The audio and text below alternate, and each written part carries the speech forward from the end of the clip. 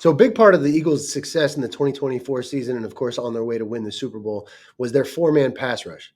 Today we're going to take a look at the one thing you must do in every pass rush in order to succeed. Let's film study. And we're back. Week 7, 2024 season, Eagles versus Giants. Now, one thing that we all know from last season is the Eagles have a heck of a defense, but one of the things that makes them so good is that they're able to get home with a four-man pass rush. They kind of do this by committee. They bring in lots of guys. They all do a good job. On this play, we're going to look at all four guys and kind of see what we can learn from all of them, how to do it, how not to do it.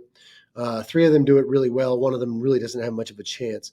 But what we're going to take a look at is the number one key to pass rush that everybody has to understand before they can work moves or understand how to open shoulders, how to use the swim or the club or any of that stuff.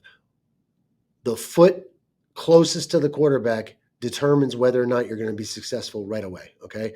So the point is here, we want to get our inside foot turned to the quarterback. Now, if you think about movement in general, right, there's some momentum carrying you in the direction that you're going. Now, very often you're trying to bend in towards the quarterback. So we have basically a conflict of forces here, okay? We've got one force, momentum, essentially, working you up the field, all right? So now we need another force taking you into the center of where you're going, right, where the quarterback is. So this force is called centripetal force. That's Latin for center seeking, okay, center pedal.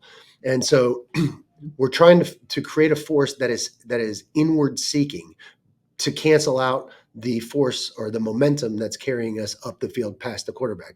This is how planets stay in orbit. This is how discuses stay attached to someone's hand. This is a fundamental law of physics, okay? This centripetal force. So what we're doing here is we're going to look at, we can start out here with Brandon Graham on the left, all right? And we're going to watch his inside foot. Remember, his momentum wants to carry him up the field past the quarterback, all right? So once he gets to a certain point, he needs to start bending in. And at this point, you can see his inside foot is pointed right at Daniel Jones, okay? Now, if we continue this video, every step he takes with that inside foot is pointed at Daniel Jones, okay? Because the momentum that's going to carry us past the quarterback can be redirected now with our inside foot as long as it's aimed in the right direction, okay? So even more specifically than the foot position is the shin position. So you can see Graham's leg right here, his front leg. That's the vector that's going right to Daniel Jones, the quarterback, okay? But you can only get that shin angle very effectively if your foot is pointed in that direction as well. So continue to watch Brandon Graham here as he works. Next step, see how he gets that foot turned? And that's not just by accident. He's purposely turning that foot into the center of his arc, of his pass rush arc, okay? So in this case, it's Daniel Jones, the quarterback, is always the center of our pass rush arc. That's what we're trying to get. So we always want our inside foot pointed to that point, right? So in this case, it's the quarterback. You can see right there, it's pointed at him still.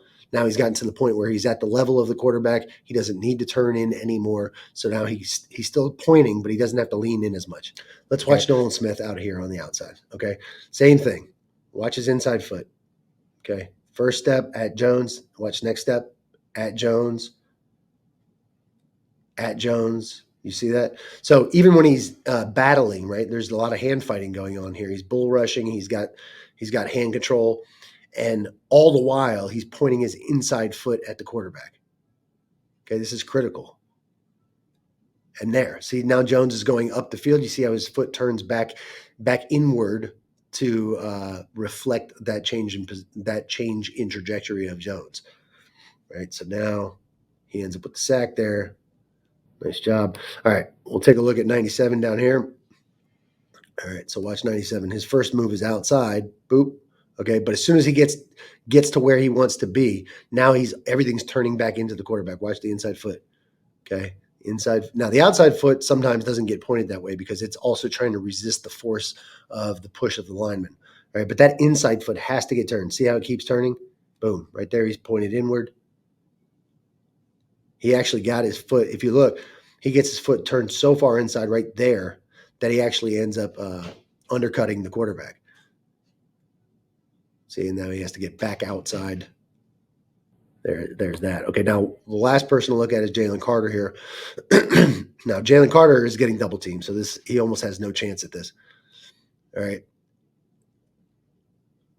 Now that inside foot is pointed in the wrong direction. It's going to make it hard for him to work into that guard, right? And as a result, he kind of gets rejected and pushed away. But even while he's getting pushed away, you can see him trying to fight back to that principle of getting his inside foot turned to the quarterback, and then he gets driven away. So anyway, as you can see, it's really important as a pass rusher, whether you're coming from off the ball, whether you're a defensive lineman, it doesn't really matter.